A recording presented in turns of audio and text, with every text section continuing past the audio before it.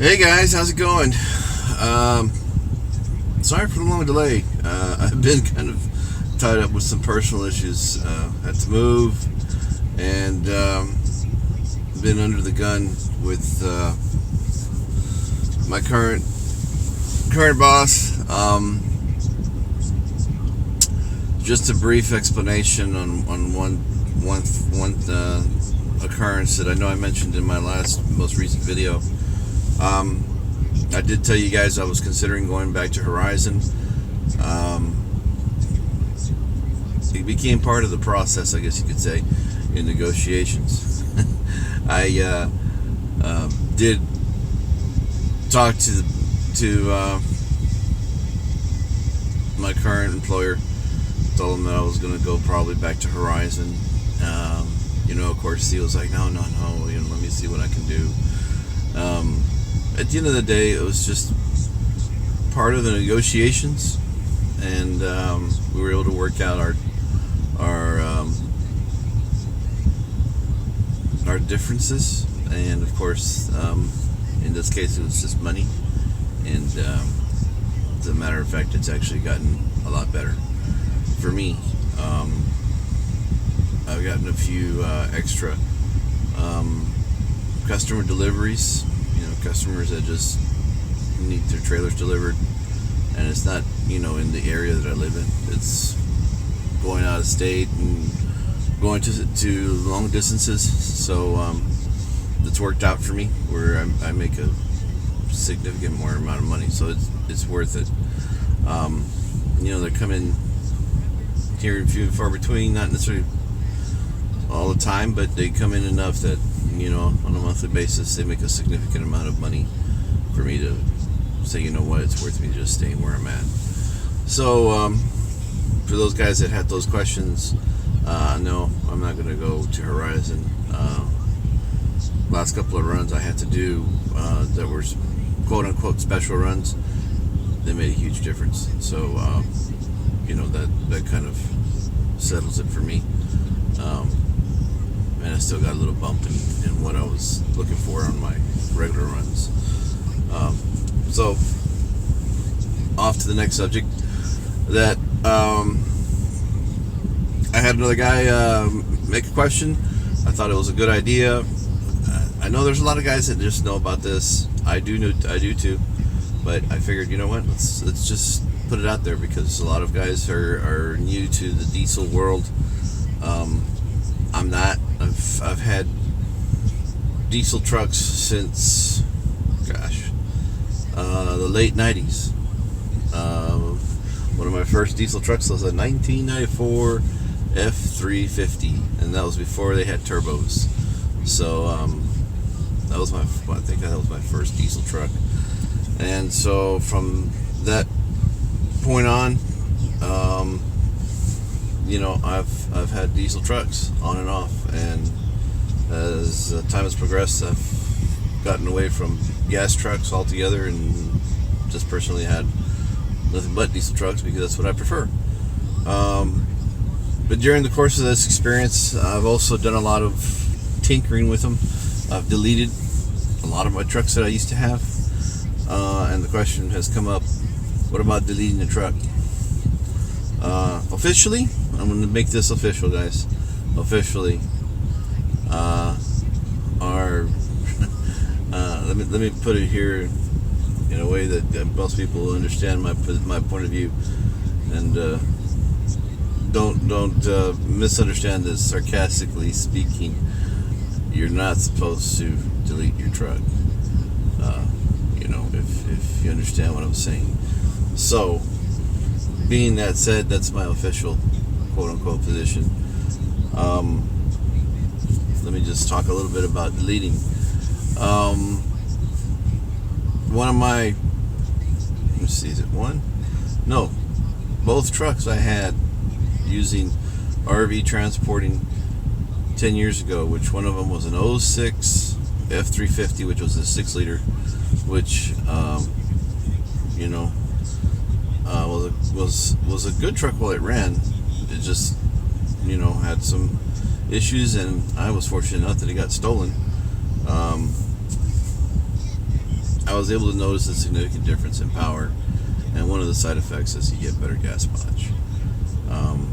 I did that to my Dodge Ram that I had. I had an '08, which had a 6.7 liter 6-speed automatic. That truck, I threw 100,000 miles on it. I had just for those guys that want to get specific, I had an H&S system. I had deleted the whole exhaust as far as the in that case it had the DPF, not the DEF system.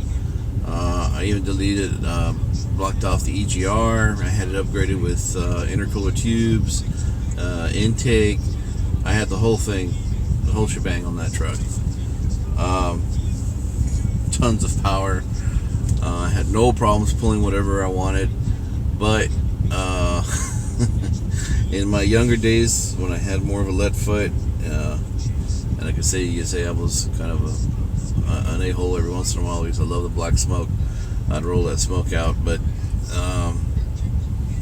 not understanding the power and not being able to,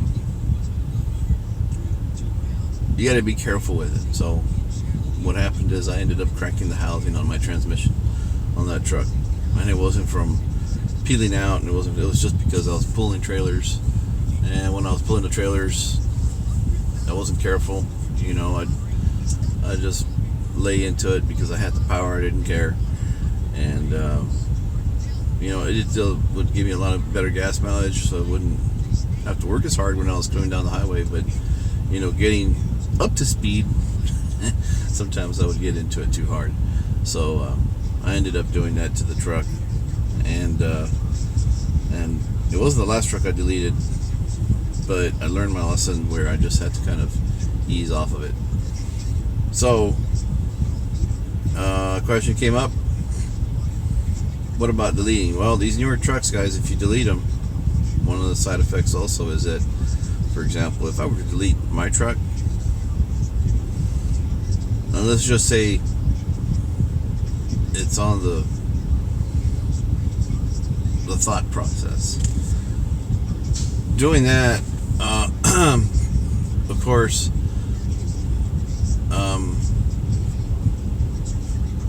you wouldn't have to worry about, for example, DEF fluid, which is what I have to do in this truck. That system would be deleted, because when you delete it, you also delete basically all your emissions that are on the truck. So your DEF, your DPF, which is on this truck already, all that stuff would go away. And by the way, that stuff is worth a lot of money. It's also very expensive to fix whenever it goes down. And checking through my warranty that I purchased, first of all, it's only going to get covered on your first 100,000 miles. Second of all, there is maintenance that you need to do to it, or else it will go down. Third, once you pass 100,000 miles, a lot of guys do it just because you already avoided your factory warranty is already come and gone. There's something that's going to hurt your truck. And like I said, on my warranty that I purchased, I did see in the details of it that it does not cover exhaust, so it wouldn't even be an issue, because it's not going to cover any of those aspects of the system. Your EGR, your DPF, all that stuff's not going to get covered under the warranty. So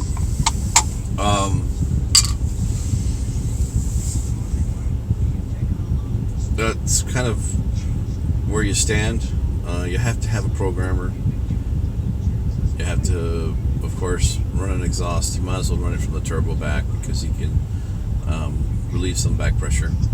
And if you're going to do it right. Take it from the turbo back. Typically a 4-inch or 5-inch is what guys run. Don't need to run anything bigger than that. It doesn't serve any purpose for what we do. 4-inch would probably do fine. I've seen some of the programs. You can look at them on YouTube, guys. I mean, I don't have to really get into details with it, but from our perspective, it would be significant in cost per mile. It would really lower my cost. Although there is a significant amount, you probably will spend $1,500 if you're lucky. You know, put the programmers, it ain't nothing. The hardest part is just deleting the exhaust. But the one thing that will offset your cost, and it all depends, guys, on what you're going to do. But a lot of guys will delete the truck and sell the emissions, the DPF filter, and all that kind of stuff. You will get some money back for it. Some guys will save it so that they can just switch it back on the truck and then sell it. Some guys will leave it, sell the truck like that as is. When you sell the truck like this, guys, and if it has 200,000-300,000 miles on it, most guys like that are looking to buy this kind of a truck will appreciate that delete system anyways. But you know, if you think you want to just remove it and then turn around and sell it on the side, that's also another option too, because you can find them used. That's how I bought my last delete system. I bought the programmer off of a guy, and that's because at that time the delete systems, the H&S systems, I bought it for a Ford truck I had. I had a 6.4 09 F250. I bought the programmer used. They were going for about $1,500 at the time, and I bought it for $800. And then I just paid $300 at an exhaust place that knew me very well, and they pulled it off. And then I turned around and sold the filters for like $300-400, I think. Essentially, it only cost me just the programmer $800 to get it. I sold the other stuff, and it basically offset my exhaust system. I just ended up putting like a Flowmaster and put a 4-inch from the turbo back. The guy knew me already. He knew who I was, and he was a good friend, and took care of me. But on this truck, I don't know, guys. It's a consideration, because on this truck currently I get about 18, 19 on the highway, and pulling I get I've got a big unit today. I've got a big fifth wheel, and right now this thing's only giving me about 8.5 to 9 to the gallon. Usually it gives me 11 when I'm pulling little trailers, but right now it's only giving me about 8.5. So it's a consideration, guys. Thinking about it. You know, you'd have to delete the EGR. You'd have to do all the other deletes. And honestly, guys, it's a lot of the emission systems is just recirculating your exhaust gases to burn up the emissions. Then black smoke is what it does. You know, your DPF, DEF systems, all they do is that fluid goes in, and what it does is it heats up, and it's used to the filter gets black, full of the soot and all that stuff that it filters out, and then when it reaches a certain point, what the computer does, it tells based on the usage of the truck of how the engine's being used. It'll tell the computer to turn on, and it shoots in some of the DEF fluid that you have, and what it does is during the process it heats up. You know what? Because of the heat, it gets up real hot, like 1400 degrees, and what it's doing is it's burning up all that soot and stuff inside of the filter. That's why you'll only see most of the time on these newer diesel trucks, it'll only do that while you're running down the road. It won't do it while you're parked, because you have to have your truck up to a certain speed. They also don't want you sitting next to a field somewhere with some dry grass and throwing 1400 degrees worth of exhaust out somewhere, and then you start a fire. Otherwise, if you're doing it down the highway, what it does is, if you notice on the exhaust, it'll have these holes, and what it does is it draws in the air, and then with the air, it basically keeps the exhaust from being that hot. But anyways, that's kind of what it is, guys. Somebody asked, what's the best year? to do it on. Really, any year. My thoughts are, guys, these new emission systems, if you haven't figured this out, I'll kind of put it on layman's terms, guy. I'm a blue collar worker. All this tree hugger crap is yes, I understand it's official, but it's all part of this, go green, clean crap. And at the end of the day, that stuff actually makes your truck less efficient. It also will also shorten the life of your engine, if you think about it, because what you're doing is you're taking all that crap that your truck is supposed to push out the back, and what it does is it recirculates it back in to a filter, and it goes through your EGR, which goes through your engine and your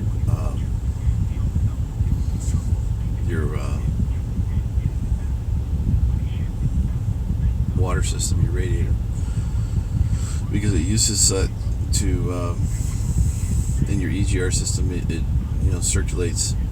What it does is it's exhaust gas recirculation. That's what the EGR stands for. So all the exhaust is passing through there, and what it does is it regulates the temperature, and it uses the basically your radiator fluid as part of that circulation system to regulate the temperature. But again, what are you doing? You're taking exhaust gas, all that black stuff, and you're running it back. It's recirculating back in, and so the shortest the life of your truck, believe it or not. But in the interest of being green, that's what the systems they've come up with that it is supposed to work. I personally, a good steward I am of our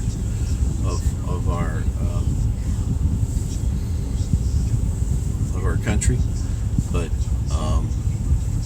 some of the stuff I think is taken to the extreme, and it's at our expense, because it's costing me more money per mile. It's costing me more money to buy the truck. It costs me more money to operate the truck, and then at the end of the day, the truck doesn't last as long because the exhaust system reduces the life. So and then on top of it off, it's also a system that when it goes down, it'll shut your truck down completely. When it goes down, you'll be stuck on the side of the road somewhere, and there are a lot of negatives to the system I personally don't care for, but everybody has their point of view. I mean, this is just mine, so it won't take me long. I'll be at a little under 50,000 miles on my truck already, so it won't take me long to get to 100,000. And here in Texas, guys, I'm going to be honest with you, you'll see a lot of trucks on here that are deleted already. And you know what? There's a lot of guys that I've seen out there in the RV transport business that are going to tell you that they do it, and they have. I've seen it. I see the trucks. So, but officially, I'm not supposed to do it. So, just so you know, guys. I may hear some comments down there that you're not supposed to do this. They started going by the book, and I know maybe Matt will probably comment on this, Matt. But in the real world out here, if you've met a lot of drivers out there, which I have, over the course of not just this last year when I started doing this here earlier this year, but when I was doing it 10 years ago, guys, a lot of guys guys do it. It happens. So, don't kid yourself. What you might see officially and what it is in reality are two different things. So, those are my thoughts.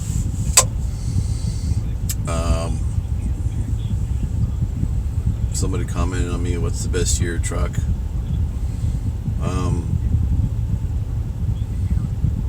On the Rams, guys, I personally like the before they started putting the DEF fluid, which was 12s and older. From 13 forward, they started putting the DEF systems in them, and I do know that they've had problems. I had a buddy of mine that's had a couple of problems. He's got a 13. They've already probably gotten that. I know they've got those things weeded out. And somebody's commented that I don't like Dodge.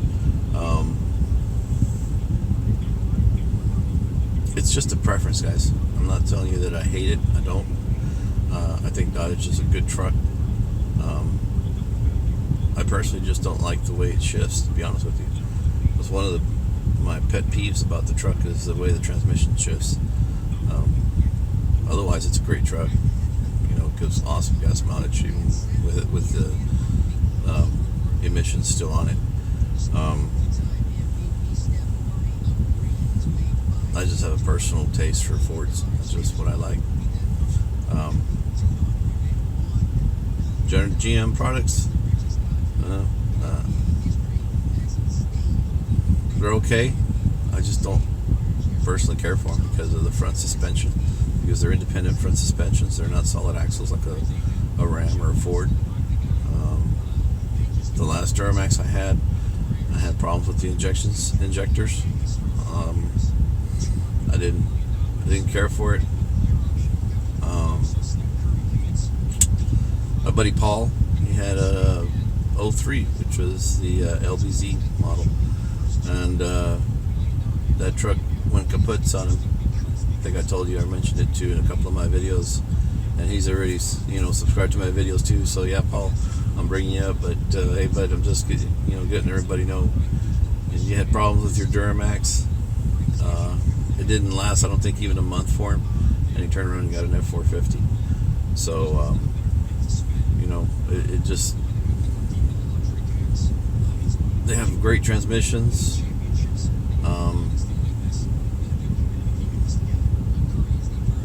You know what? I don't know about their engines, guys. I mean, they're good engines. Don't get me wrong, but some of the problems I had personally was with the injectors, and I had an LML model, which was an 09. I think they made it from 08 to 10. They have problems with that, but guys, it all comes down to the maintenance. If you take care of the truck, it'll last you. Just like I said, it's just a preference. And the other problem I've seen with the older model GM trucks, I'm not talking about the latest ones that just came out in 15, 16, but like if you look at the older models, like 13, 14 and older, the back seats, guys, if you look at them, they're super small. They're smaller than a Ford. They're smaller than the full-size crew cab Dodge Ram. I'm not talking about the quad cab, but the regular crew cab the Ram makes. Their back seat on the GM trucks is small, guys. That's another pet peeve of mine. If you go out and buy an older GM truck, like a 14 or older, which is the old body style, their back seats are, the room is just not the same. I'm just gonna say it. Their back seat sucks to sleep in. So that's another reason why I'm not crazy about it.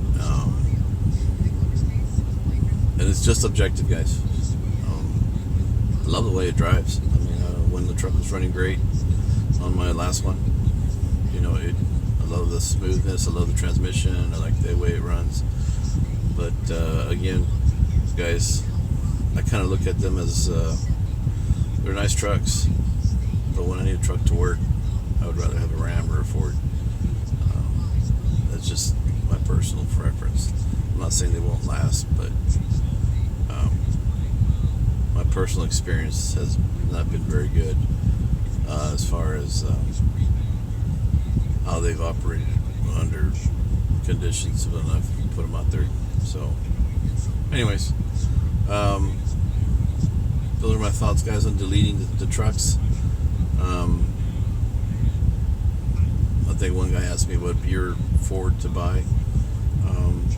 The latest generation, which is the 15, 16, which is what I have, I would recommend, because they've gone from the compound turbos on the 11 to 14s to the single turbo back, which is what my truck has now, and it's got more power than the previous generation of engine.